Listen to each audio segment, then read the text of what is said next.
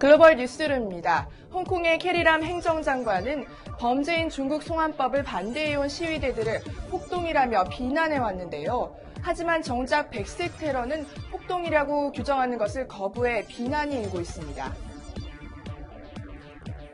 캐리람 장관은 어제 기자회견에서 시위대들이 국가 휘장을 훼손했다고 지적했습니다.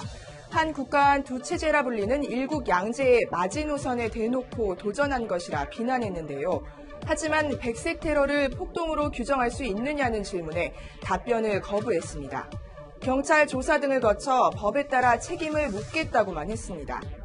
이틀 전 홍콩 위안난 전철역에서 흰옷을 입고 마스크를 쓴 100여 명의 남성이 쇠막대기와 강목으로 시위대와 시민들을 무차별 공격했습니다. 적어도 45명이 다쳐 병원으로 이송됐습니다. 다음 소식입니다. 중국의 통신 장비 업체인 화웨이가 지난 8년 동안 북한의 무선 통신망 구축을 도운 것으로 보인다고 워싱턴 포스트가 보도했습니다. 임명을 요구한 화웨이 전 직원을 통해 내부 문건을 입수해 공개한 건데요. 화웨이가 중국 국유기업인 판다 국제정보기술과 함께 지난 8년 동안 북한에서 이동통신망 구축과 장비의 유지 보수 등 다양한 사업을 해왔다는 겁니다. 워싱턴 포스트가 공개한 화웨이 내부 문서엔 판다 국제정보기술이 화웨이의 통신 장비를 선로를 통해 북한에 들여보낸 것으로 나타났습니다. 화웨이는 북한이 국제사회 제재를 받는 국가라는 점을 감안해 내부 자료에서 북한을 A9이란 암호로 표기하기도 했습니다.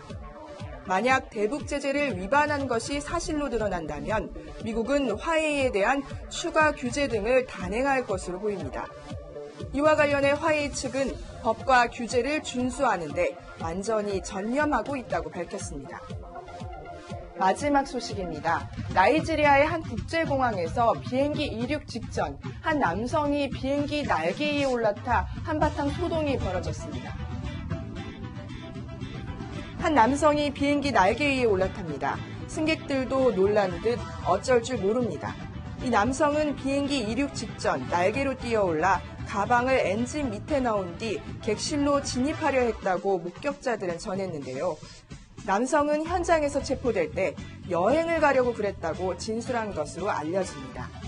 지금까지 국제부에서 전해드렸습니다.